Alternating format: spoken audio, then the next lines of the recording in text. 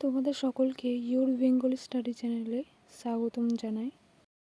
আজকে আমি আলোচনা করব শাক্তপদাবলী থেকে রামপ্রসাদ সেনের গিরি এবার উমা এলে এই পদটি আলোচনা করব।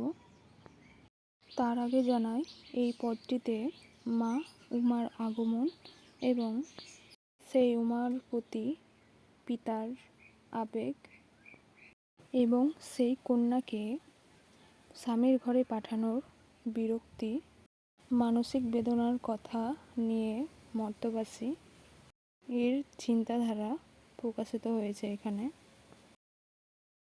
তো চলো শুরু করা যাক।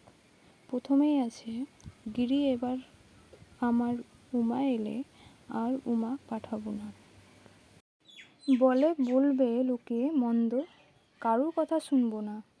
যদি এসে মৃত্যুঞ্জয় উমা নেবার কথা কয়, এবার মায়ে ঝিয়ে করবো ঝগড়া, জামাই বলে মানব না। দ্বিজ রামপ্রসাদ কয়, এই দুঃখ কি প্রাণে সয়? শিব শ্মশানে মশানে ফিরে ঘরের ভাবনা ভাবে না। অর্থাৎ এখানে উমা বলতে মা দুর্গার কথা বলা হয়েছে এবং উমা শ্বশুর বাড়িতে যাওয়ার পর দীর্ঘদিন না ফেরায় তার মার স্বপ্নে একদিন হঠাৎ উমা দেখা দিলে মন ব্যাকুল করে তুলেছিল তার মেয়ের জন্য, এবং স্বপ্নেও তার মা উমাকে দেখেছে। উমার মায়ের মন ছটপট করতে লাগে তার মেয়ের জন্য। তখন আর থাকতে না পেরে উমার পিতা অর্থাৎ গিরিকে বলে। সেই স্বপ্নের কথা ভেবে উমার পিতা গিরিকে বলেছে যে এবার উমা এলে উমাকে আর পাঠাবে না। আশেপাশে লোক যদিও মন্দ কথা বলে, তো সে আর তাদের কথা শুনবে না।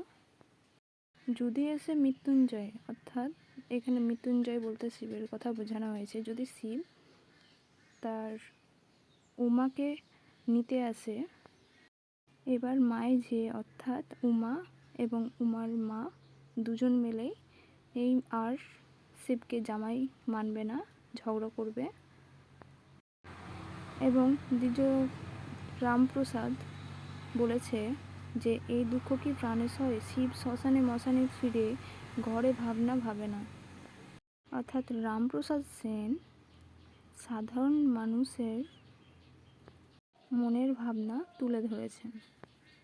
সাধারণ ঘরে যেমন দেখা যায় যে একটি মেয়ের বিয়ে হয়ে গেলে এবং শ্বশুর বাড়ি থেকে দীর্ঘদিন বাপের বাড়িতে না আসায় মায়ের মনে যে মেয়ের প্রতি ব্যাকুলতা এবং যন্ত্রণা দেখা যায়, এই পদটির মধ্যে রামপ্রসাদ সেন সেই চিন্তাভাবনাগুলি তুলে ধরেছেন।